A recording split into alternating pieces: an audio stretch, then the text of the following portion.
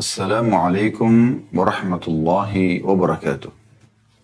Alhamdulillah, kalimat suci, kalimat mulia yang selalu terucapkan dari lisan yang suci, dari lisan orang-orang beriman kepada Sang Pencipta Allah Subhanahu wa Ta'ala, diikuti dengan keyakinan dalam hati bahwasanya kalimat ini adalah kalimat berterima kasih, syukur kepada Sang Pencipta Allah yang dengannya segala kebutuhan kita akan diberikan dan ditambahkan oleh Sang Pencipta Allah. Selanjutnya kita panjatkan salawat dan taslim, salam hormat kita kepada utusan Allah, Nabi besar Muhammad sallallahu alaihi wa ala alihi wa sahbihi wasallam, sebagaimana Allah telah memerintahkan kita untuk mengucapkannya, dan juga sebagai balas jasa kepada manusia terbaik ini yang telah meluangkan 23 tahun dari masa hidup beliau, 13 tahun di Mekah, semuanya dengan siksaan, gangguan, penolakan dakwah, dan puncaknya diusir dari kampung halamannya, dan 10 tahun di fase Madinah, semuanya dengan perjuangan, akhirnya Islam sempurna, dan juga sampai kepada kita semua. Saudaraku seiman, saya pribadi di awal pembukaan ini memberikan apresiasi kepada Persatuan Patra PT tadi Bontang ya, terutama ibu-ibu yang telah memilih judul ini.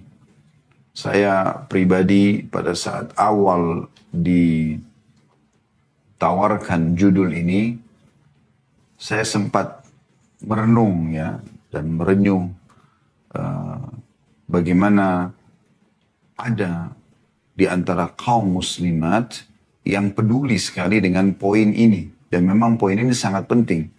Dan berapa banyak di antara muslimat yang justru tidak peduli dengan poin ini. Padahal sebenarnya memang seperti yang sudah ada dalam judul, suamiku kunci surgaku. Saudariku muslimah, judul ini judul yang sangat penting di dalam kehidupan Anda, terutama kalau Anda sudah berstatus istri. Sebelum Anda menikah, kewajiban Anda bakti kepada kaum laki-laki adalah ayah. Ayah kandung Anda yang dari spermanya lah Allah menciptakan Anda. Dan bagaimana ayah begitu peduli terhadap kita dari kecil, sampai akhirnya kita pun harus membalas dengan bakti kepada beliau. Dan sebagai balas jasa, nama beliau akan selalu ada setelah nama kita. Misal, seseorang muslimah bernama Aisyah dan ayahnya bernama Abu Bakar. Seperti kasus Ummul Mukminin Aisyah radhiyallahu anha. Maka akan diabadikan Aisyah binti Abi Bakar. Walaupun beliau telah menikah dengan manusia terbaik, Nabi besar Muhammad SAW. Tidak pernah Aisyah diperintahkan untuk mengubah namanya menjadi Aisyah Muhammad, tapi tetap membawa nama ayahnya Abu Bakar radhiyallahu anhum ajma'in. Tetapi setelah menikah, saudaraku seiman, dan terutama saudariku wahai muslimah yang mengikuti acara kita ini baik live maupun siaran ulang, baik via Zoom atau medsos, maka setelah menikah, kewajiban taat, berbakti, berpindah nomor satunya kepada suami, lalu kemudian ayah, baik dari kalangan kaum laki-laki. Bahkan setiap muslimah pun yang tadinya juga harus berbakti kepada ibunya dan menomorsatukan ibunya sebelum menikah dari ayahnya, dari sisi pelayanannya. Jadi kalau ibu mengatakan, nak ambilin saya minum, ayah mengatakan, nak ambilin saya minum, maka Anda mendahulukan ibu Anda. Sesuai dengan hadis Nabi SAW pada saat seorang sahabat bertanya, ya Rasulullah, man ahak bisuhbati, siapa orang yang paling layak aku layani, dahulukan. Maka kata Nabi SAW, ibumu sampai 3 kali. Lalu kemudian yang keempat Nabi SAW mengatakan ayahmu. Ya. Tetapi penisbatan nama, izin keluar rumah, ya, izin menikah harus melalui ayah. Jadi masing-masing punya hak. Tetapi subhanallah, Anda bisa renungi bagaimana kedudukan seorang suami setelah Anda menikah dan menerima lamaran serta kalimat akad suami Anda, maka semua itu ketaatan, bakti, hormat, santun, ya, ramah pada kedua orang tua pindah menjadi nomor 2 dan suami dan nomor pertama. Kalau suami Anda mengatakan dalam hukum Islam, temani saya menuju ke satu tempat misalnya, selama tempat itu bukan tempat maksiat, dan ibu dan juga ayah Anda membutuhkan Anda, tetap Anda harus mendahulukan suami Anda. Dan ini hukum Allah subhanahu wa ta'ala. Maka oleh karena itu teman-teman sekalian, memang luar biasa kedudukan para wanita. Ya. Coba renungi di awal pembukaan ceramah kita ini, sebuah riwayat yang masyhur sekali tentang ada seorang wanita. Dalam riwayat disebutkan bibinya Imran bin Husain radhiyallahu anhu ajma'in. Ya. Pada saat dia mendatangi Nabi SAW dan menanyakan beberapa hukum, maka Nabi SAW pada saat wanita ini mau pulang mengatakan, "Adzatu zawjin anti?" Apakah kamu punya suami? Maka wanita itu mengatakan, iya. Kata Nabi SAW, "Fa'aina anti minhu?" Bagaimana sikapmu terhadapnya? Maka kata wanita tersebut, "Aku tidak pernah melalaikan perintahnya. Apa saja yang diperintahkan aku ikuti. Walaupun sebenarnya mendahului hajatku. Kecuali jika aku tidak sanggup melakukannya." Maka Nabi SAW bersabda kepada wanita tersebut, "Fakaifa anti lahu fa innahu jannatuki wa naruki." Tergantung sikapmu kepada suamimu, maka ia dapat menjadi surga atau neraka bagimu. Maksudnya, dia kalau kamu layani dengan baik, kamu kemas dengan baik pengorbananmu, pengabdianmu padanya, semua itu karena Allah subhanahu wa ta'ala, maka dia akan menjadi penyebab masuk ke dalam surga setelah ajal yang pendek di muka bumi ini akan dilalui, dan di sana abadi selamanya, atau justru kau akan masuk ke dalam neraka karena durhaka padanya. Dan hadis ini hadis yang sahih, disebutkan oleh Al-Mundhir dalam kitab Targhib Tarhib dan disahihkan oleh Syekh Al-Albani dalam Sahih At-Targhib Tarhib. Jadi kita bisa melihat bagaimana Nabi SAW sangat peduli menyampaikan tentang pentingnya seorang wanita peduli terhadap suaminya. Saudaraku seiman, ada poin penting juga yang ingin saya sampaikan dalam pembukaan kita. Setiap muslim dan muslimah, setiap mukmin dan mukminah harus menanamkan konsep dasar di benak dia.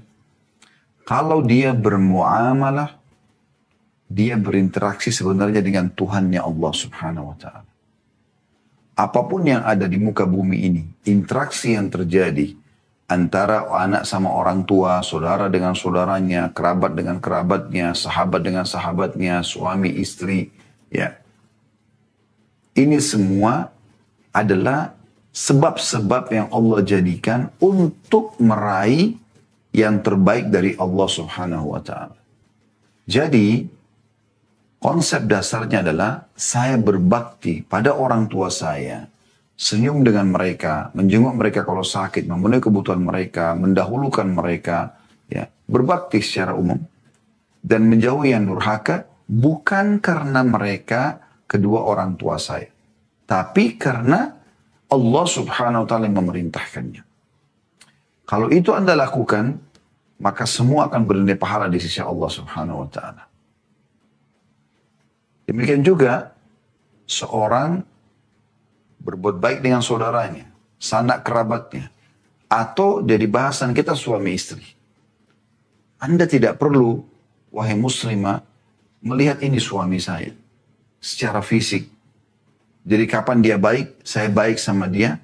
Kapan dia melakukan satu perbuatan yang saya tidak suka, maka saya benci dengan dia. Bukan begitu.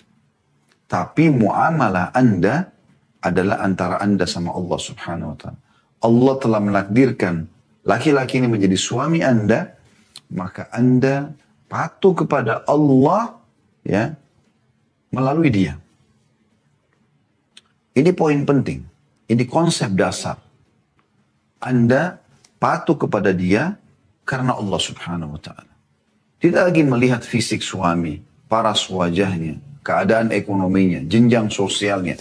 Pada saat dia sudah mengatakan, saya terima nikahnya dari ayah Anda, berarti dia siap menerima Anda sebagai istri, dan di saat itu hak dia full Anda wajib berikan, semua karena Allah subhanahu wa ta'ala.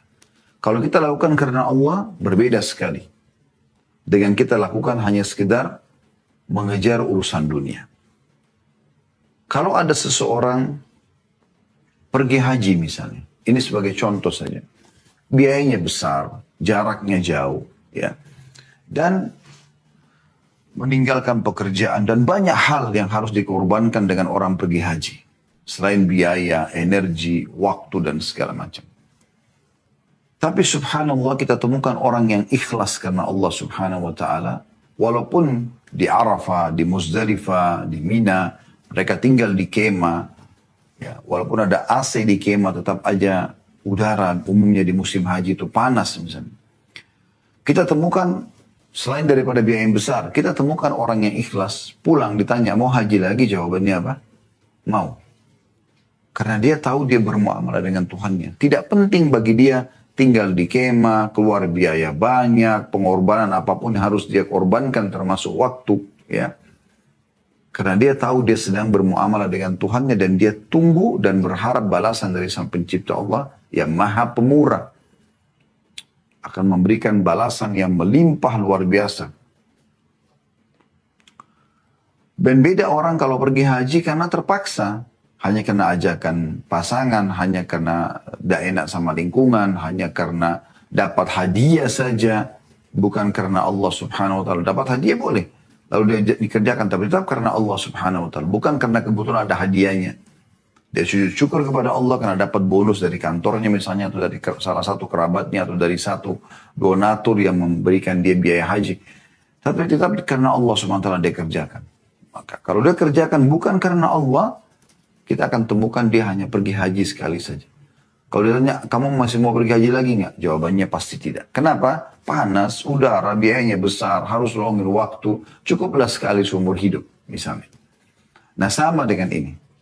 Kalau Anda lakukan karena Allah subhanahu wa ta'ala, maka Anda mengetahui bahwasanya laki-laki ini, Allah datangkan dalam hidup saya, untuk saya meraih ridho Rabb saya pada dia. Seperti itu. Ya. Begitu juga suami pada istrinya. Sama kasusnya. Dia tidak lagi melihat paras wajah istri, postur tubuhnya, warna kulitnya. Setelah Anda menikah dengan dia dan Anda pilih sebagai istri Anda, maka Allah, muamal Anda dengan Allah. Anda berbuat baik sama dia bukan karena istri Anda, tapi karena perintah Sang Pencipta Allah. Maka Anda akan maksimal dalam mendukung kebaikan-kebaikan dia, ya, mensupport dia, dan juga menasihati kalau dia sedang salah. Indah sekali teman-teman sekalian rumah tangga itu kalau seseorang melakukannya karena Allah subhanahu wa ta'ala. Di mana suami terus berpikir dari perbuatan baik ke perbuatan baik. Apalagi yang saya berikan kepada istri saya agar saya meraih tambahan ridho dan rahmat dari Tuhan saya. Balasan dari Allah subhanahu wa ta'ala. Indah sekali kalau seorang istri sibuk setiap harinya memikirkan ridho apalagi dari Allah yang saya bisa dapatkan dari suami saya ini. Maka mereka berdua saling bersaing, saling memperebutkan peluang-peluang untuk senyum, ramah, santun, melayani, mengabdi. Maka di saat itu Anda akan rasakan keajaiban firman Allah subhanahu wa ta'ala yang memang Allah jadikan sebagai tanda-tanda kebesarannya. Coba buka Al-Quran, surah Ar-Rum, surah nomor 30 ayat 21. A'udzu billahi minasyaitonir rajim, surah Ar-Rum, surah nomor 30 ayat 21. Wa min ayatihi an khalaqa lakum min anfusikum azwajan litaskunu ilaiha wa ja'ala bainakum mawaddatan wa rahmah inna fi dzalika laayatin liqaumin yatafakkarun. Yang artinya, dan di antara tanda-tanda kebesarannya N-nya besar kata ganti Allah. Kebesaran sang pencipta langit dan bumi. Satu-satunya Tuhan yang maha kuasa. Allah jadikan ini sebagai tanda-tanda, salah satu tanda kebesaran dia. Beriman tentang keberadaannya. Ya, bisa dirasakan rahmatnya bagi orang yang menjalankan dengan baik. Dan bisa dirasakan hukumannya bagi orang yang merusak. Di mana itu? Ialah, kata Allah, dia menciptakan pasangan-pasangan untukmu dari jenismu sendiri. Pernikahan menjadi suami istri. Dan agar kamu cenderung dan merasa tentram kepadanya. Ini kan targetnya.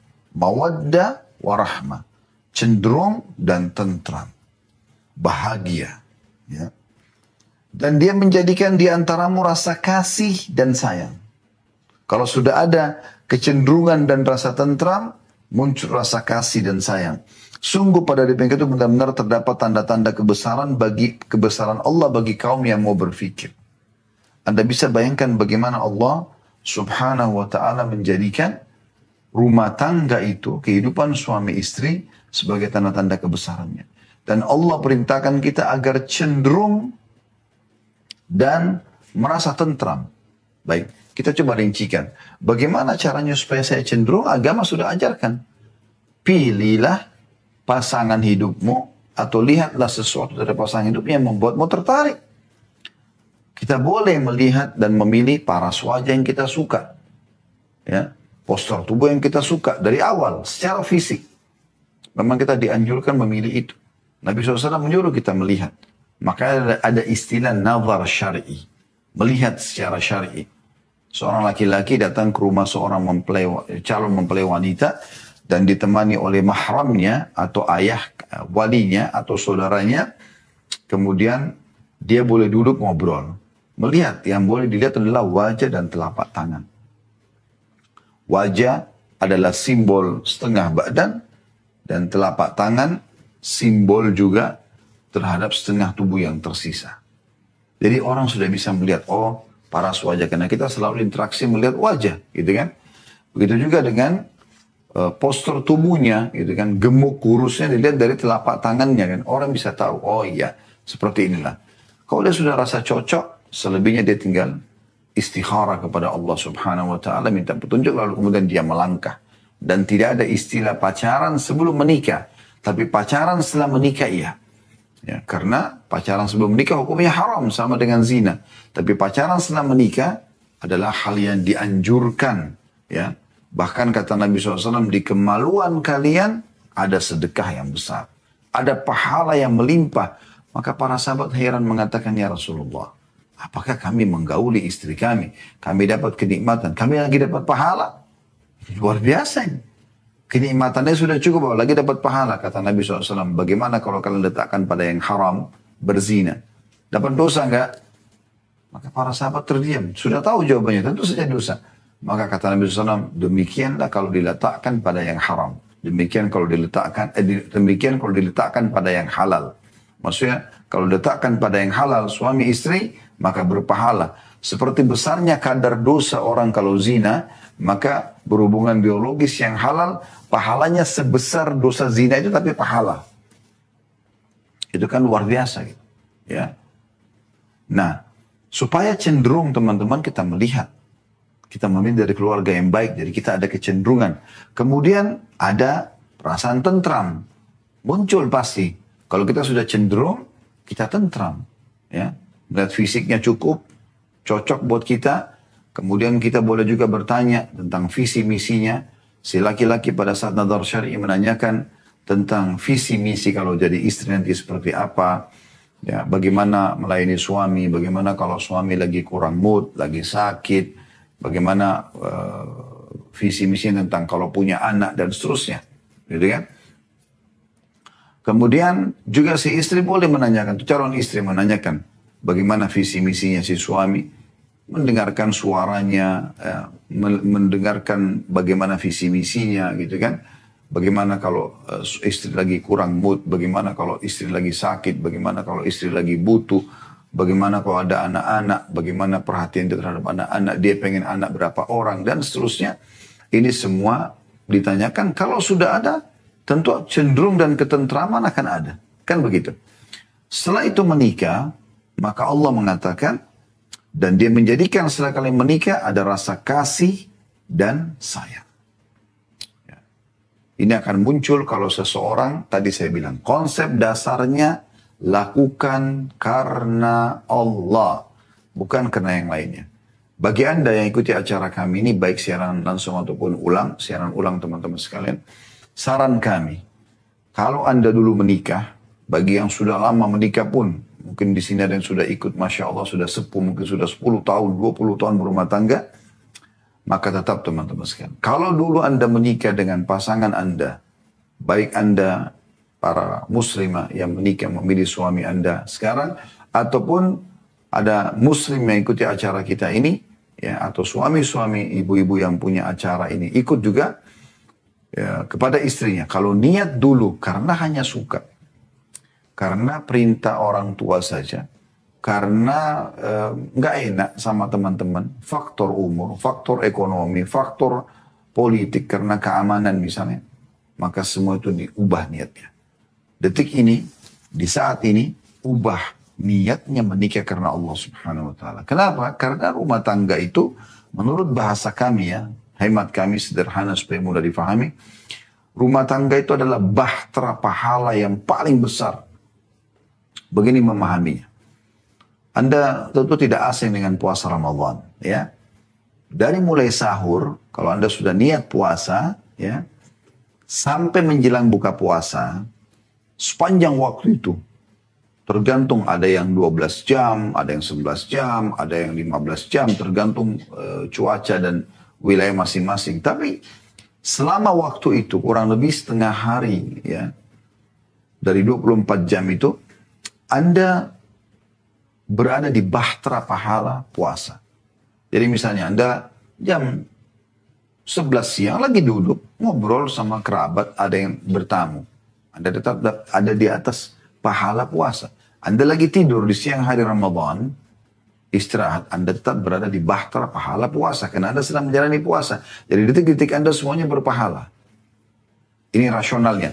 Nah, dalam rumah tangga dari mulai akad nikah sampai Anda meninggal nanti, semuanya detik-detik pahala. Selama diniatkan karena Allah Subhanahu Wa Taala. Ini yang paling penting. Ya.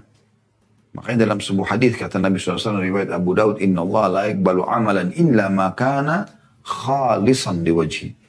Allah tidak pernah menerima amalan dan dicatat pahala kecuali yang ikhlas karenanya. Karena Allah Subhanahu Wa Taala. Ini poin penting. Dan rasa kasih dan sayang ini akan Allah berikan kepada orang-orang yang menikah karenanya. Jadi kalau Anda mengatakan, Ustaz, saya sudah 5 tahun menikah, 10 tahun menikah, saya nggak rasakan rasa kasih dan sayang itu, ada selalu ribut, perbaiki niat Anda.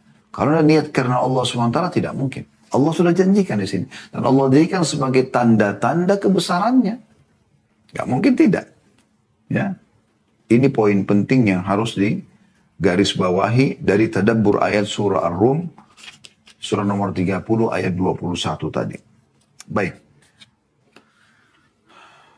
Kalau Anda bertanya kepada saya ingin sekali menjadi seorang istri yang soleha, yang memang mendapatkan apa yang dijanjikan Allah SWT kepada setiap istri. Kepada setiap istri. Maka ada kriteria. Kriteria yang pertama, teman-teman sekalian, mukminah, taat terhadap Tuhannya. Ini kriteria wanita soleha yang pertama. Istri soleha yang pertama. Memang dia taat beragama. Makanya Allah SWT menyebutkan dalam surah Al-Baqarah, surah nomor 2 ayat 221, A'udzu billahi minasyaitonir rajim, wa la amatun mu'minatun khairun min musyrikatin walau a'jabatkum. Dan hamba sahaya perempuan yang beriman lebih baik daripada perempuan musyrikah meskipun dia menarik hatimu. Maksudnya, kalau dia mukminah, walaupun tidak seberapa cantik misalnya, tidak seberapa sempurna fisiknya, Tapi mukminah jauh lebih baik daripada wanita yang kafir, ya, walaupun cantik. Jadi memang berarti beriman ini adalah sebuah bukti. Dan kata Nabi SAW dalam hadis yang masyhur, tunkahul mar'atu li arba'ah. Umumnya wanita dinikahi karena 4 perkara. 5 liha karena kekayaannya. Ada laki-laki melamar wanita karena dianggap perempuan ini kaya. Wali hasabiha karena jalur keturunannya atau garis keturunannya. Wali jamaliha karena kecantikannya. Wali diniha dan karena agamanya. Lalu apa wasiat Nabi SAW dari 4 poin ini? Fadhfar bidzatid din taribat yadak. Pilih yang beragama, hidupmu akan bahagia. Hidupmu akan bahagia. Atau makna lainnya, kau akan beruntung. Ya. Kalau ada wanita mukminah yang Masya Allah, Allah juga berikan dia kecantikan, Allah berikan juga dia kekayaan, Allah berikan jalur nasab yang baik, itu luar biasa kalau dari Allah SWT. Tapi kalau Anda tidak temukan, kecuali memang pilihannya, ya, maka agama Anda dahulukan. Itu adalah kebahagiaan. Berarti memang taat beragama ini adalah poin terpenting dalam kriteria wanita mukminah.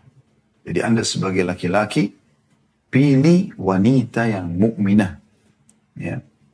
Dan Anda sebagai wanita yang sudah jadi istri, jadilah wanita mukminah yang patuh kepada Allah SWT. Sederhananya begini, wanita mukminah, mukmin itu artinya menjalankan semua perintah Allah yang wajib dan sunnah, ya, semampunya dia kerjakan dan menikmati yang halal, serta meninggalkan semua yang Allah larang, baik haram ataupun makruh.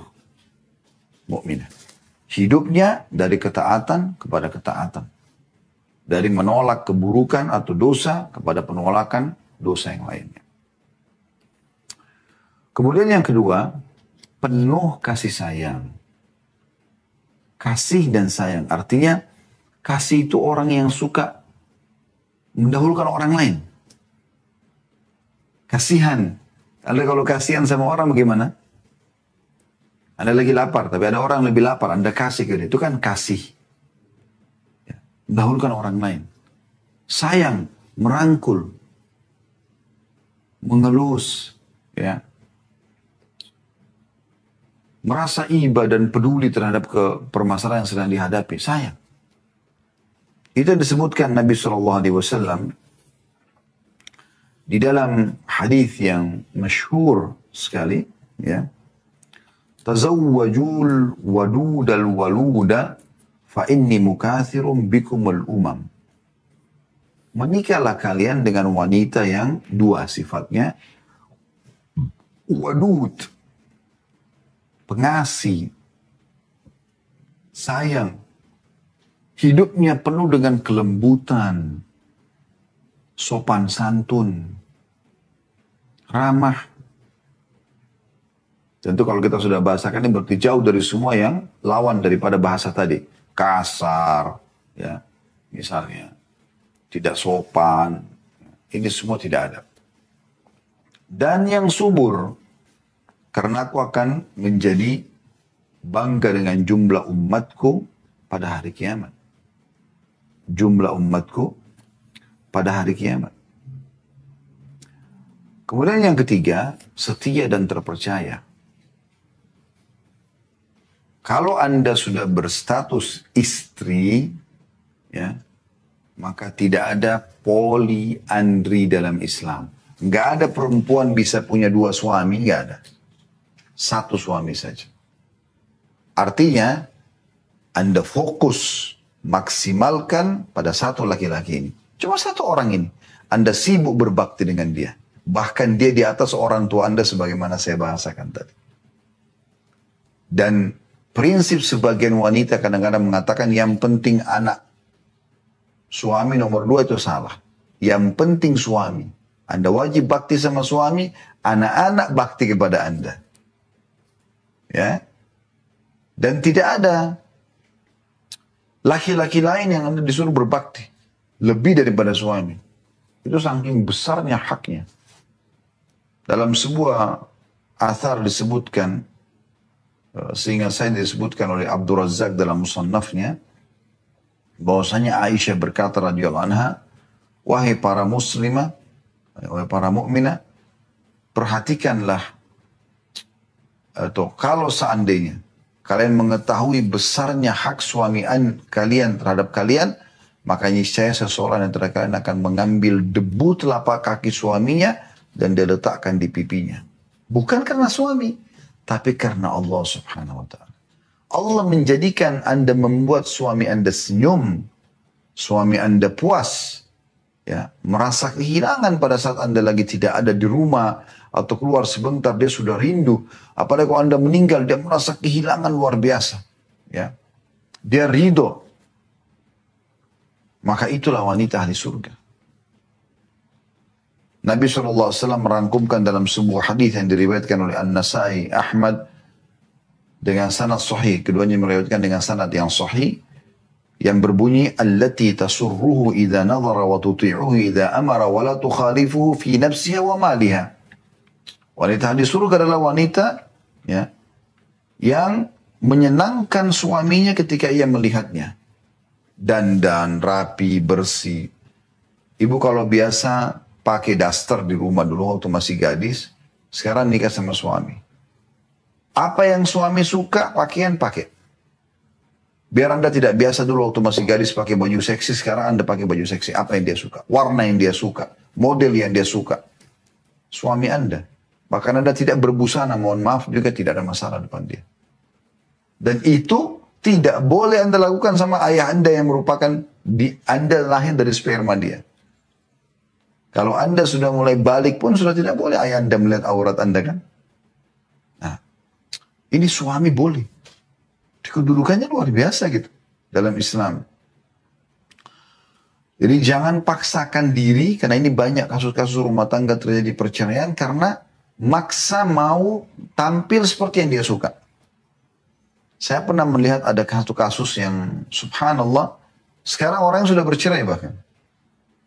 Waktu saya dulu sama suaminya, saya tanya, kenapa mau bercerai? Apa nggak bisa dibicarakan lagi? Banyak masalah sebenarnya, tapi yang dia sebutkan yang pertama sekali, dan ini subhanallah berarti menunjukkan itu masalah penting bagi dia.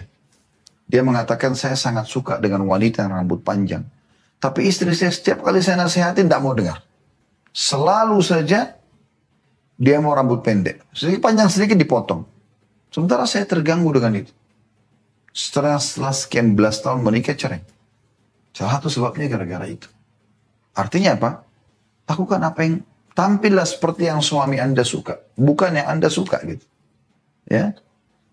Kemudian yang kedua, dia mentaati suaminya ketika memerintahkan sesuatu padanya. Ini bukan penghinaan, tapi Allah yang suruh begitu. Sebagaimana juga kita disuruh sebelum menikah bakti sama atau patuh pada orang tua kita. Kan gitu. Ini suami yang disuruh. Taati dia. Selama dia tidak menyuruh kepada kemaksiatan. Kalau dia suruh pada kemaksiatan, jangan dipatuhi. Karena kata Nabi SAW, la ta'ata illa fi ma'ruf. Gak ada ketaatan kecuali pada hal yang dibolehkan dalam agama. Dalam hadis lain, la ta'ata li makhlukin fi ma'asiyati khaliq. Tidak ada ketaatan pada makhluk yang berbau maksiat kepada sang pencipta. Kemudian yang ketiga adalah tidak mengkhianati, wala tukhalifu fi nafsiha wa maliha. Tidak mengkhianati suami dalam dirinya maupun hartanya. Dalam arti kata bagaimana dia, ya, yang suaminya titipkan rumah, ibu perlu garis bawah ya, rumah yang suami titipkan, harta yang dititipkan, semua benda ada di rumah itu harta kan gitu. Atau mungkin ada uang simpanan, ada emas simpanan di rumah, atau emas batangan, atau apa saja misalnya. Maka setiap jengkalnya itu tanggung jawab Anda. Jangan dianggap remeh. Ya. Allah SWT akan tanya rumah Anda itu. Sebagaimana juga anak-anak suami. Selalu didik mereka karena Allah SWT. Jadikan mereka sebagai amal saleh, dan itu karena Allah perintahkan untuk mempertanggungjawabkan anak suami. Sebagaimana dalam hadis yang sahih, ya, riwayat Bukhari Muslim, kata Nabi SAW, kalian semua pemimpin yang akan diminta pertanggungjawaban hari kiamat. Lalu pada saat menyebutkan istri, kata Nabi SAW, dan istri pemimpin, ya, terhadap harta dan anak suaminya. Dan dia akan diminta pertanggungjawaban pada hari kiamat. Jadi dia tidak boleh ya membengkalikan masalah. Berapa banyak istri yang tidak mau tahu sendok hilang kemana, gelas pecah kenapa, piring pecah kemana. Padahal sebenarnya Allah akan tanya, itu kan harta. Walaupun itu sederhana. Kenapa Anda nggak merasa itu tanggung jawab Anda depan Allah SWT hari kiamat? Anda minta keridhaannya, maaf tadi ada tidak sengaja gelas pecah, sendok ada yang hilang, mohon maafkan. Saya sudah coba cari, tidak ada. Minta keridhaannya, kalau tidak akan ada hisabnya. Itu juga dengan pendidikan anak. Jangan sibuk, lepaskan mereka dengan pembantu rumah tangga. Lalu berharap mereka menjadi seorang yang baik. Ini nggak mungkin. Ya. Level pendidikan, kita sudah tahu sama-sama PRT tentu tidak mungkin. Sarjana. Kecuali 1-2 orang mungkin, tapi yang lainnya umumnya tidak. Mereka juga pendidikannya rendah. Lalu kita berharap anak-anak kita bisa menjadi soleh dan soleh di tangan para PRT, tidak. Tentu saja tidak. Mereka hanya bisa membantu kita. Meringankan beban ibu di rumah, ya. Anda sebagai ibu ataupun sebagai istri, bantu masak, bantu cuci piring, bantu segala macam, bantu. Tapi Anda tetap harus menjadi seseorang yang memotori kegiatan itu di rumah. Baik teman-teman sekalian, kita melanjutkan bahasan kita tentang suamiku adalah kunci surgaku, dan kita akan masuk sekarang ke pertanyaan apa tugas muslimah. Kalau tadi kan kita jelaskan kriteria wanita salihah. Apa tugasku sebagai istri agar aku bisa mendapatkan hati suamiku, cintanya, kasih sayangnya. Sekaligus aku dapatkan pahala yang besar dan membuatku masuk ke dalam surga. Maka jawabannya teman-teman sekalian di beberapa poin ini. Yang pertama, letakkan posisi suami sebagai pemimpin. Ini hak dia yang pertama. Dia pemimpin Anda. Pemimpin artinya dia yang menentukan keputusan. Dan memang sudah menjadi sunnatullah, peraturan Allah subhanahu wa ta'ala di alam semesta ini, cuma boleh satu pemimpin. Tuhan itu hanya satu. Allah subhanahu wa ta'ala mengatakan tentang kalau ada Tuhan lain ya, A'udzu billahi minasyaitonir rajim, law kana fihi ma'alihatun innallaha la fasadata. Kalau seandainya ada Tuhan selain Allah, maka akan rusak alam semesta ini. Dalam firman yang lain Allah SWT mengatakan la dhahaba kullu ilahin bima khalaq wa la'ala ba'dhum ala ba'd. Maka setiap Tuhan akan membawa ciptaan-ciptaannya dan akan ya berperang satu sama yang lain. Makanya konsepnya la ilaha illallah. Cuma satu pencipta. Cuma satu raja, satu pemimpin, satu presiden. Mana Anda pernah temukan ada negara memiliki 2 raja atau 2 presiden? Kenapa satu orang? Memang harus satu orang pemimpin. Dibantu dengan yang lainnya iya, tapi pemimpin hanya satu, dan keputusan mutlak nanti ada yang finalnya di tangan dia. Oleh karena itulah sebabnya kenapa dia dipilih, ya seperti itu. Itulah sebabnya kenapa dia dipilih. Nah ini poin yang perlu digarisbawahi, dan Allah SWT menyebutkan dalam Al-Quran. Tepatnya disebutkan ini dalam surah An-Nisa surah nomor 4 ayat 34. Silakan Anda buka Al-Quran surah nomor 4 ayat 34. Yang berbunyi, A'udzubillahi minasyaitonirrajim. Ar-rijalu qawwamuna 'alan nisa'i bima faddalallahu ba'dahum 'ala ba'd wa bima anfaqu min amwalihim. Fas-salihatu qanitatun hafidhatun lil-ghaibi bima hafidallah. Wallati takhafuna nusyudahunna fa'idhuhunna wahjuruhunna fil madaji'i wadribuhun. Fa'ina ta'nakum fala tabghu 'alaihinna sabila. Artinya, kaum laki-laki adalah pemimpin bagi kaum wanita. Siapa yang berfirman? Allah Subhanahu wa ta'ala. Allah menjadikan ini sebagai peraturan. Ini hak pertama suami. Dia pemimpin. Maka jadikan dia sebagai pemimpin. Kalau Anda mengatakan, bisa lebih jelas nggak Ustaz? Bisa. Banyak sekali muslimah tidak menjadikan suaminya sebagai pemimpin. Terbukti dia yang menentukan keputusan di rumahnya. Bukan suaminya. Dia yang menentukan harus keluar kemana. Dia yang melarang, dia yang memerintahkan. Terbalik kan? Padahal tadi Nabi SAW sudah mengatakan dan sudah kita jelaskan wanita salih adalah justru yang kalau suaminya lihat, dia senang, suaminya senang. Kalau diperintahkan, dia patuh. Kalau sedang tidak bersama, maka dia tidak mengkhianati. Baik harta, baik diri maupun harta suaminya. Jadi perlu Anda garis bawahi Allah yang mengatakan ini. Laki-laki adalah pemimpin bagi kaum wanita. Biarkan dia menentukan keputusan. Anda boleh berikan masukan, tapi jangan kecewa kalau masukannya tidak diterima. Ya. Oleh karena, disebabkan kenapa? Allah telah melebihkan sebagian mereka. Maksudnya laki-laki. Anda bisa lihat terjemahan Quran di aplikasi handphone Anda. Supaya Anda tahu ini. Oleh karena Allah telah melebihkan sebagian mereka dalam kurung laki-laki. Atas sebagian yang lainnya maksudnya wanita. Ya. Allah jadikan laki-laki sebagai pemimpin. Allah yang pilih mereka itu. Dan tidak bisa kita protes keputusan Allah tentunya. Dan karena mereka, para laki-laki telah menafkahkan sebagian dari harta mereka. Mereka punya kewajiban memberikan nafkah. Ya. Ibu sebelum menikah yang wajib biayai makan, minum, tidur, makan, minum, tempat tinggal, transportasi, ya. Pakaian adalah ayah Anda. Wali Anda.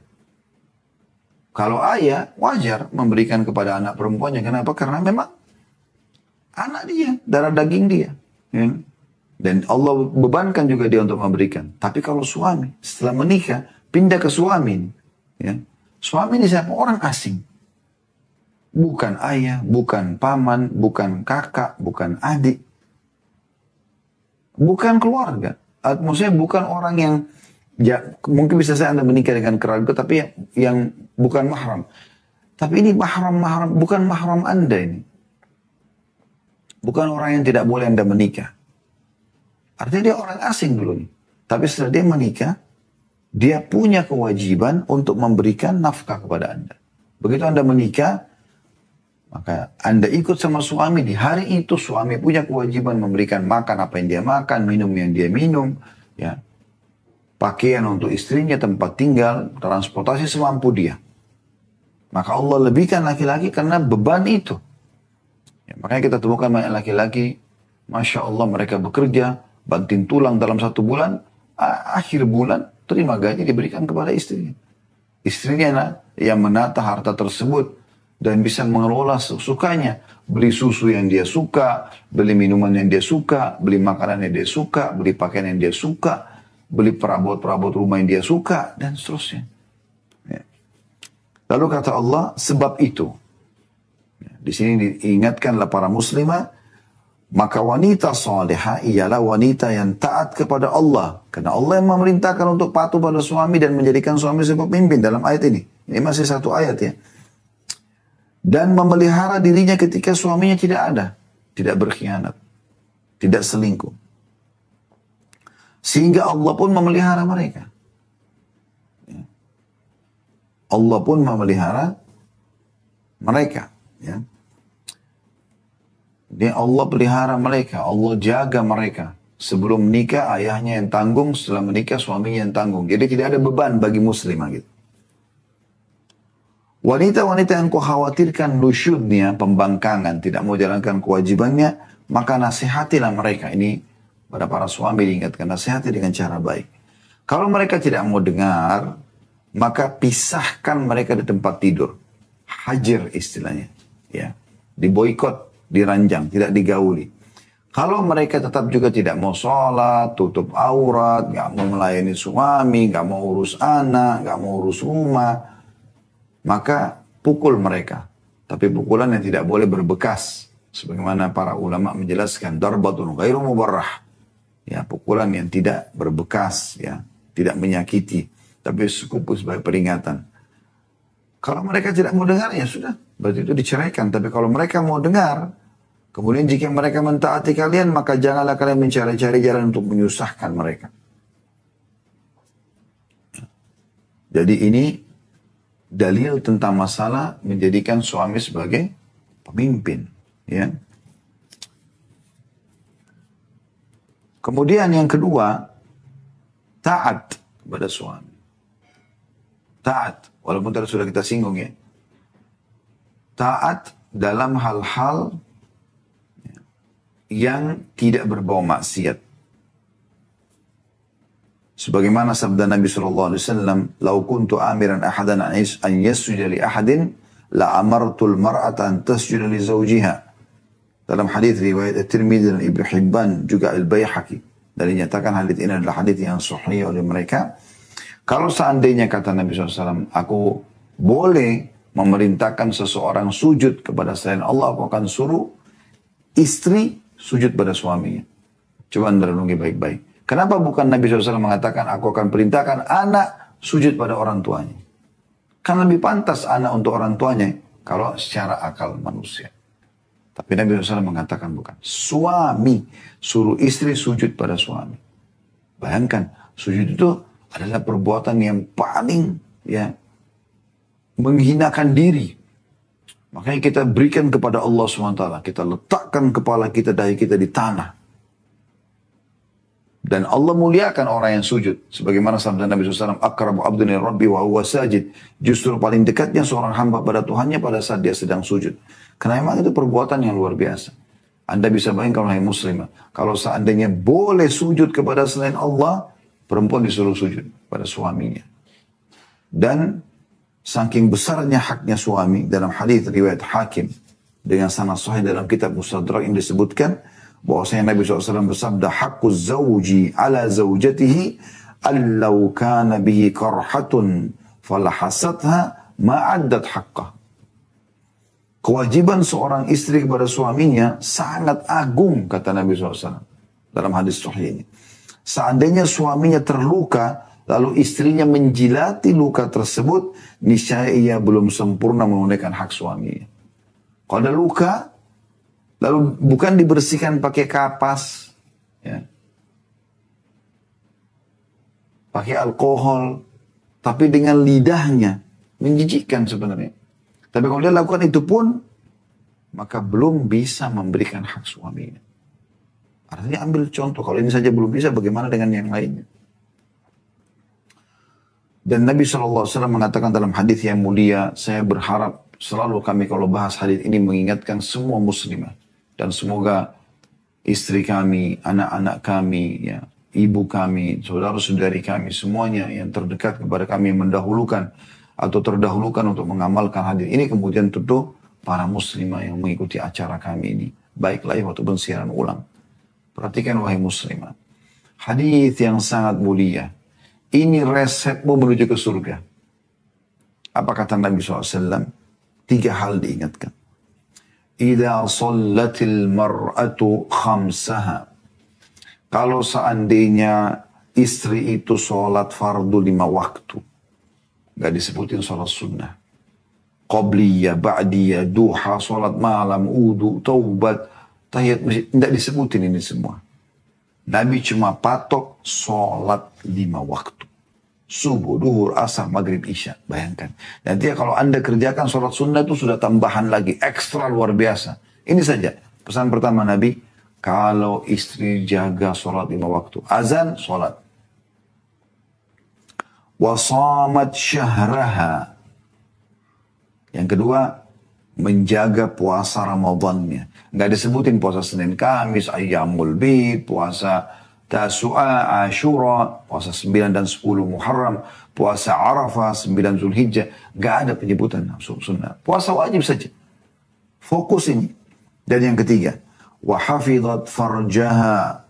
Maaf, ada 4 di sini, bukan 3, ada 4. Yang ketiga, dan menjaga kemaluannya. Tidak selingkuh, tidak zina. Fokus melayani suami saya, 1 orang saja.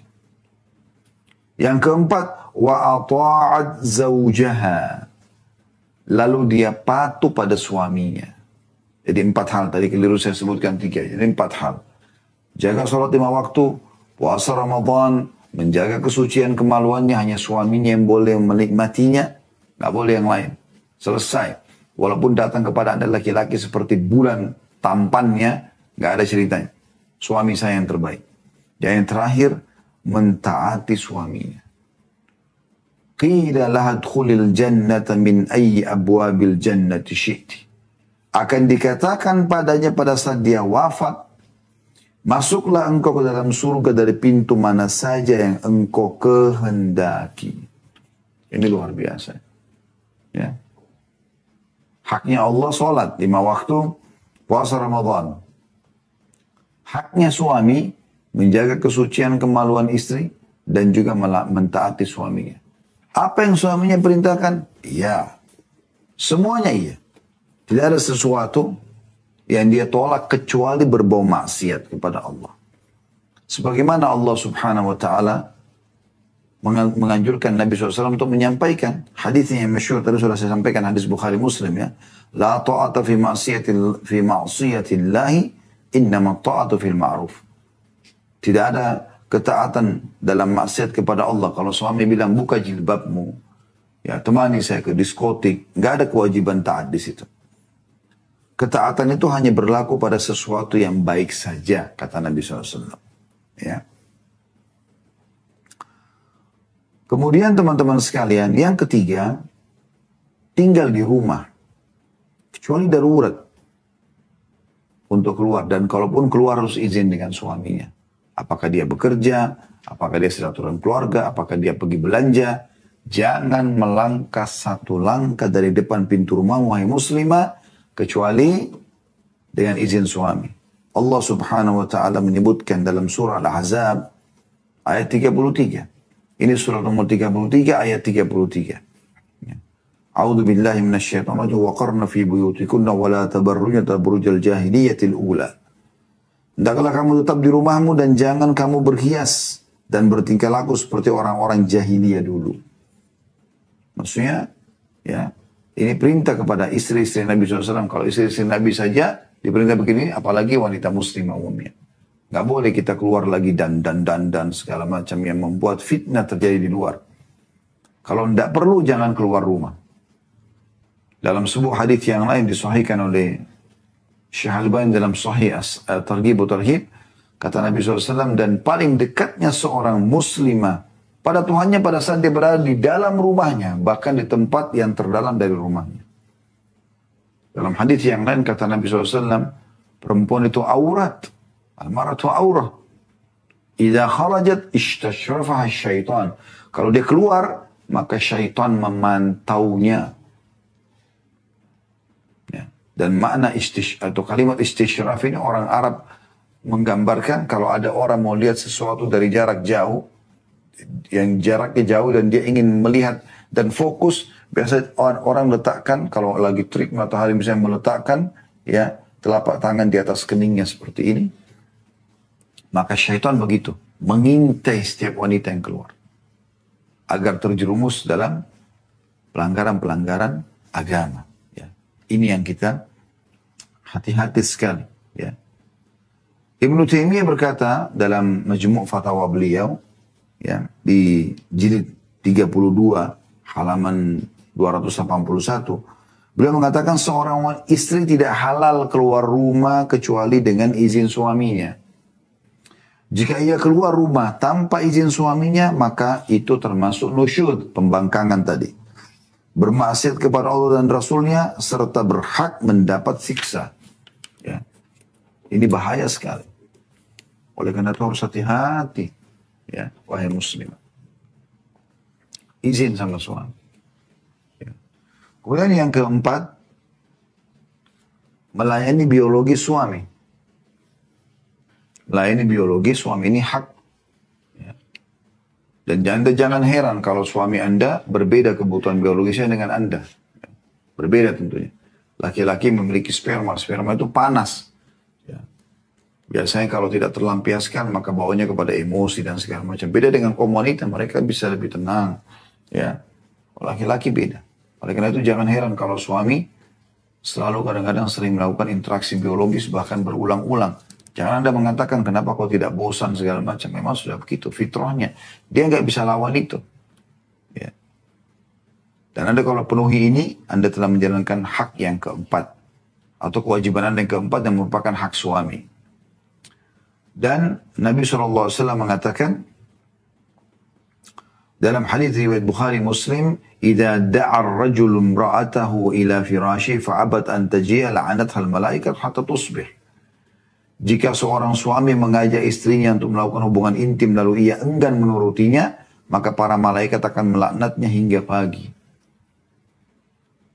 Dalam hadis yang lain kata Nabi SAW, ya dihasankan oleh para ulama, kalau seandainya seorang suami memanggil istrinya sementara istrinya berada di corong asap rumahnya, maksudnya di sini bahasa kiasan untuk biologis, maka sebaiknya dia datang.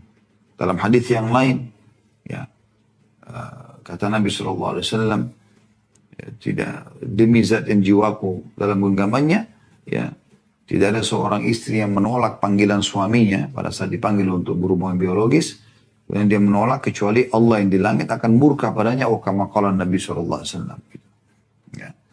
Dan ini sebenarnya kata kunci untuk meraih cinta suami, ya, cinta suami, kasih sayang suami. Karena kalau biologisnya terpenuhi teman-teman sekalian, pasti dia akan ridho, dia akan lebih mudah lah ya berinteraksi dengan dengan istrinya. Ya. Kalau Anda sebagai istri sudah pakai pakaian yang dia suka, menata rumah yang rapi, matanya sudah terpenuhi. Perutnya diberikan makanan yang dia suka, masakan yang ibu hidangkan di atas meja. Walaupun misalnya ibu ingin taruh variasi makanan, gitu kan, tapi ada makanan kesukaan suami, contoh misalnya tempe goreng, misalnya apa gitu ya. Anda tetap letakkan di situ, sehingga suami merasa, oh kesukaannya ada, ya. Dan Anda penuhi biologisnya, maka insya Allah kebutuhan Anda akan dipenuhi oleh suami. Dompetnya akan terbuka. Tapi kalau sudah Anda berpenampilan bukan seperti yang dia suka, makanan juga di rumah dingin, tidak enak, Anda juga bau, berantakan, tidak mau layani biologisnya, lalu Anda minta sesuatu, menghayal ini. Islam sudah datang memberikan kepada Anda kata kuncinya, gitu kan? Bagaimana Anda bisa melakukan hal-hal yang baik ini. Jadi layani biologis, dan Anda setiap layani biologis, maksud dalam sabda Nabi SAW tadi yang saya bilang, di kemaluan kan ada sedekah, maka para sahabat mengatakan, ya Rasulullah, bagaimana kalau, ya, apakah seseorang dari kami menggauli istrinya lalu dia dapat pahala? Kata Nabi SAW, kalau dia letakkan pada haram, dapat dosa enggak? Anda tanya, lalu kata Nabi SAW, begitu juga pada saat dia meletakkan pada yang halal. Pernah juga dalam sebuah riwayat, ada seorang wanita datang kepada Aisyah radhiyallahu anha, lalu berkata, ya wahai Ummul Mukminin, wahai Aisyah, apakah kami berdosa kalau seandainya kami diajak biologis oleh suami kami sementara kami lagi jengkel dan kurang mood? Jadi jengkel ini marah mungkin ada sesuatu yang dia tidak suka, atau kurang mood ini kayak lagi males gitu ya. Kata Aisyah, iya, bahkan seseorang yang terkadang kalau sudah di atas tunggangannya, kalau ibu sekarang sudah di motor, di mobil, kemudian suaminya panggil, dia wajib menjawabnya. Dia wajib menjawabnya. Ya. Lalu bagaimana kalau haid dan nifas? Ya. Maka Nabi SAW sudah mengatakan dalam hadis, lakukan apapun kecuali ya interaksi biologis. Dan Aisyah berkata dalam riwayat yang lain, kalau Rasulullah SAW ingin menggauli seseorang antara kami sementara dia sedang haid, maka beliau menyuruh mengeraskan kain sarung di tempat keluarnya darah, maksudnya kemaluan, kemudian beliau menggauli kami. Itu berarti laki-laki nggak bisa menahan itu, ya. Dan dalam hadis yang lain juga ini penting untuk diperhatikan. Kata Nabi SAW, bagi laki-laki kalau kalian pulang di malam hari jangan masuk ke dalam rumah sampai kalian sudah beritahukan. Jangan buat kejutan-kejutan, beritahukan saja gitu. Saya akan pulangnya jam sekian. Kenapa? Nabi SAW jelaskan agar para istri sempat menyisir rambut dan mencukur bulu kemaluan. Maksudnya di sini bahasa kiasan, mencukur bulu kemaluan, membersihkan dan siap untuk interaksi biologis, karena suami kalau datang dari safar, umumnya terjadi interaksi biologis. Ya. Yang kelima teman-teman sekalian, ya, tidak mengizinkan siapapun yang masuk ke dalam rumah tanpa izin suami. Ini yang kelima. Sesuai dengan sabda Nabi SAW, وَلَا تَأْذَنِ الْمَرْأَةُ فِي بَيْتِ زَوْجَ وَهُوَ شَاهِدٌ إِلَّا بِإِذْنِهِ. Dan janganlah seorang istri mengizinkan orang lain masuk ke rumah suaminya di saat suaminya hadir kecuali dengan izinnya. Hadis riwayat Muslim. Dalam riwayat lain, wa inna lakum alaihinna ay alla yuti'na firasyakum atau furusyakum ahadan takrahunahu. Saya ulangi, wa inna lakum alaihinna alla yuti'na furusyakum ahadan takrahunahu. Dan sesungguhnya sesungguhnya merupakan hak kalian wahai para suami adalah yang harus dilaksanakan oleh para istri, bahwa ia tidak memasukkan seseorang pun yang kalian benci di rumah kalian. Kemudian yang keenam, tidak melakukan puasa sunnah kecuali dengan izin suami. Misalnya Anda biasa puasa Senin Kamis, ya. Suami lagi cuti di rumah, izin, karena itu sunnah. Sementara melayani suami, temani makan, interaksi biologis adalah wajib. Sesuai dengan sabda Nabi SAW riwayat Bukhari dan Tirmidzi, la yahillu limar'ati an tasuma wa zawjuha syahidun illa bi'idni wa la ta'dhana fi baiti illa bi'idni.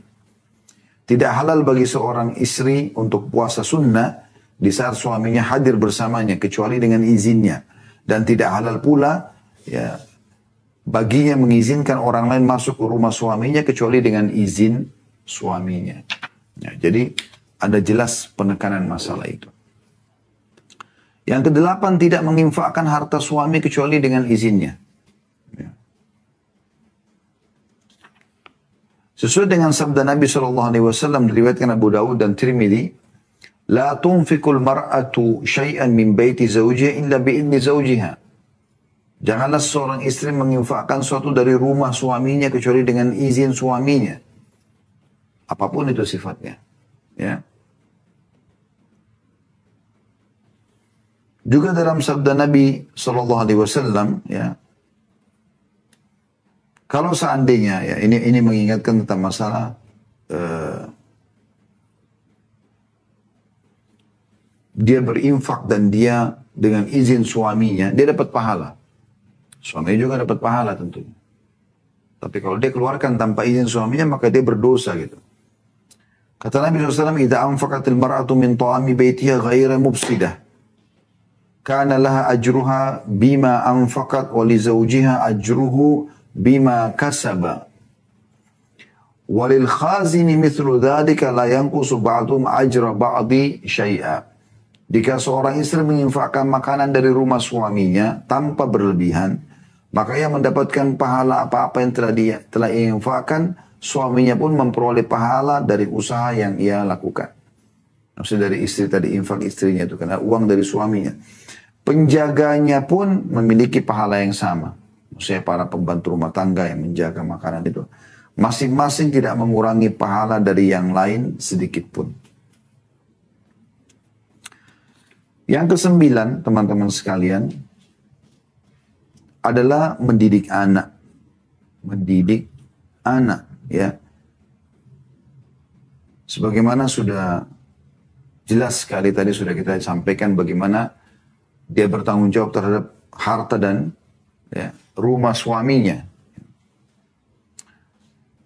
Juga bagaimana Fatimah radhiyallahu anha, istri Nabi SAW, anak Nabi SAW yang sangat peduli dengan suaminya Ali bin Abi Thalib dalam pelayanan dan juga anak-anaknya, ya, sampai tangannya sakit. Dan dia minta pembantu, lalu Nabi SAW mengingatkan kepada dia, mau nggak saya tunjukkan lebih baik daripada pembantu? Sebelum tidur baca subhanallah 33 kali, alhamdulillah 33 kali, Allah Akbar 34 kali. Ya. Kemudian yang ke-10 adalah banyak berterima kasih dan tidak membangkang. Jadi royal ibu-ibu dalam mengucapkan terima kasih ya. Kami kaum laki-laki, teman-teman sekalian, wahai para muslimah, kalau kami memberikan sesuatu yang kecil aja, lalu Anda mengatakan terima kasih ya, itu akan menjadi pendongkrak utama agar kami nanti memberikan lagi, berkorban lagi buat Anda. Gitu kan? Lebih daripada apa yang sudah kami berikan. Tapi kalau suami memberikan sesuatu lalu Anda memandang setengah mata, menganggap remeh. Mungkin suami Anda sudah setengah mati, mengumpulin duit, bahkan mungkin ada yang utang, hanya untuk membelikan Anda handphone misalnya. Tapi harapan Anda bukan merek itu, Anda pengen merek yang lain. Lalu pada saat suami bawa, ini hadiah buat kamu. Mukanya cemberut. Kok yang ini, kenapa bukan yang saya mau, gini-gini. Maka ini akan membuat suaminya down dan tidak akan lagi mau mengurus masalah seperti itu. Tapi kalau Anda mengatakan terima kasih ya, semoga Allah balas insya Allah. Lalu Anda tunjukkan bahwa Anda suka, maka itu sangat bagus. Sering ucapkan terima kasih ya, sudah selama ini buat ada naungan buat kami rumah. Selalu kalau mau minum ada, kalau mau makan ada, pakaian kami tidak kurang. Bantuan buat keluarga, perhatian buat saya, perhatian buat anak-anak. Itu perlu diucapkan. Ya. Sesuai dengan sabda Nabi SAW dan ini hadis yang sahih diriwayatkan oleh An-Nasa'i. Kata Nabi SAW, La yanzurullahu imra'atan la tashkuru li zawjiha wa hiya la tastaghni anhu. Allah tidak akan melihat seorang wanita dengan pandangan rahmat pada hari kiamat nanti. Ya, yang tidak berterima kasih kepada suaminya padahal ia senantiasa butuh pada suaminya. Dan juga kata Nabi SAW, وَرَأَيْتُ النَّارَ فَلَمْ أَرَى كَالْيَوْمِ مَنْظَرًا قَطٌّ وَرَأَيْتُ أَكْثَرَ أَهْلِهَا النِّسَاءِ. Dan aku diperlihatkan neraka, kata Nabi SAW, dan aku tidak pernah melihat pemandangan seperti dahsyatnya pada saat itu. Pada saat dilihatkan neraka itu. Dan aku diperlihatkan mayoritas penghuni neraka adalah wanita. Qalu lima ya Rasulullah. Maka ada satu wanita bertanya pada satu pengajian buat ibu-ibu. Kata Nabi SAW, kata mereka, kenapa kami ya Rasulullah? Kenapa wanita? Qala bikufrihinna, karena kekafiran mereka. Qila yakfurna billah. Maka ada yang bertanya lagi, ya Rasulullah, apakah mereka kafir kepada Allah? Jadi kalau kafir kepada Allah ya sudah, berarti yang sedang hadir pengajian Nabi aman, karena mereka adalah para wanita-wanita muslimah gitu kan. Kata Nabi SAW, bukan. Qala yakfurna al-ashira wa yakfurna al-ihsana walau ahsanta ila ihdahunna ad-dahra thumma ra'at minka syai'an qalat ma ra'aitu minka khairan qat. Bukan, tapi mereka kufur terhadap kebaikan suami mereka. Mereka pungkiri, yaitu mengingkari kebaikan suami ya. Dengan ya jika engkau berbuat, saya ulangi, mereka kufur kepada suami, yakni mengingkari kebaikan suami. Sampai-sampai jika suami berbuat baik kepada salah seorang dari mereka selama 1000 tahun. Ya. Sebenarnya lebih jelas, lebih tepatnya itu dahar 100 tahun ya. Allahu a'lam. Kemudian ia melihat suatu keburukan dari suaminya, maka si istri bisa mengucapkan, aku sama sekali tidak pernah melihat kebaikan darimu. Hadis ini diriwayatkan oleh Bukhari dan Muslim. Ini bahaya sekali. Ini bahaya sekali. Banyak orang ya tidak pernah sama sekali ya, menilai atau takut dengan hal-hal yang seperti ini. Ya. Dan kita tutup teman-teman sekalian dengan yang terakhir, ya, yang ke-11 ingat saya, tidak melukai perasaan suami, tidak membuatnya marah. Ini termasuk hal yang harus diseriusi, gitu ya. Sesuai dengan sabda Nabi SAW, la tu'dhil mar'atu zawjah fid dunya illa qalat zawjatu minal huril 'aini la tu'dhi qatalakillah fa innama huwa dakhilun 'indaki yushiku an yufarikaki ilaina. Tidaklah seorang istri menyakiti suami di dunia kecuali suaminya, kecuali istrinya. Jadi setiap laki-laki sekarang sudah punya istri dari bidadari. Ini sesuai dengan sabda Nabi SAW, karena di surga nanti akan poligami gitu kan. Tidaklah seorang istri menyakiti suaminya di dunia kecuali istrinya. Dari bidadari di surga akan berkata, jangan kau menyakitinya. Semoga Allah mencelakakanmu. Dia hanya orang asing bagimu yang sebentar lagi ia akan meninggalkanmu dan kembali kepada kami. Hadis ini riwayat Tirmidzi dan Ibnu Majah. Jadi dari hadis ini ulama mengatakan harusnya setiap istri berhati-hati. Jangan sakiti perasaannya. Pelan-pelan kalau mau minta sesuatu. Banyak muslimah mau minta ya. Untuk minta uang bulanan saja seperti preman. Ya. Ingatnya besok tanggal 1. Subhanallah, mau minta hasil keringat orang. Kenapa nggak rayu dia? Bujuk baik-baik. Puaskan dulu kebutuhannya. Baru kemudian Anda sampaikan hajat Anda. Pasti akan dirangkul dengan baik. Karena sifat pemimpinan itu, ya, kalau dijunjung maka dia akan menaungi. Itu sudah umum. Ya.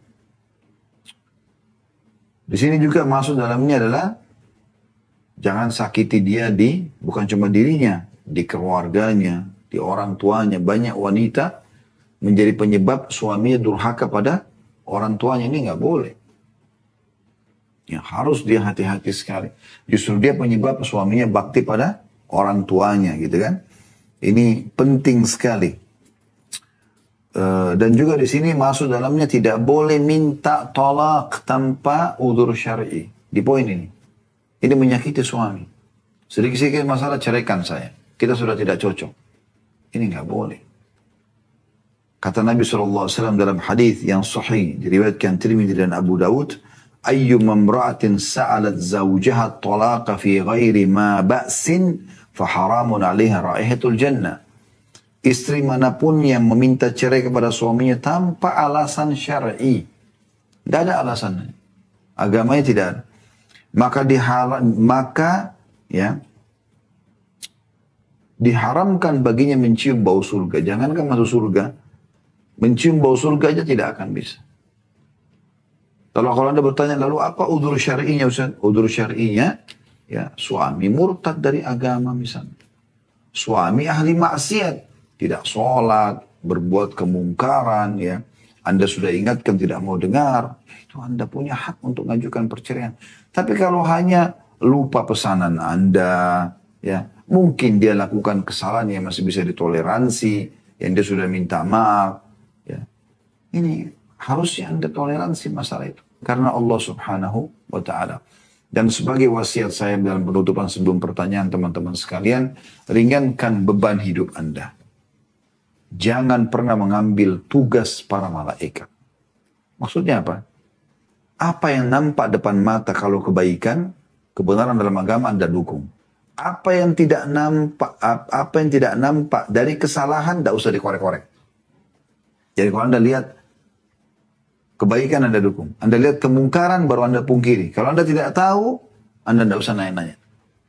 Ada malaikat yang mencatat. Kalau dia berbuat baik, malaikat kanan, berbuat buruk, malaikat kiri. Dan Allah mengawasi dia. Ada Tuhannya.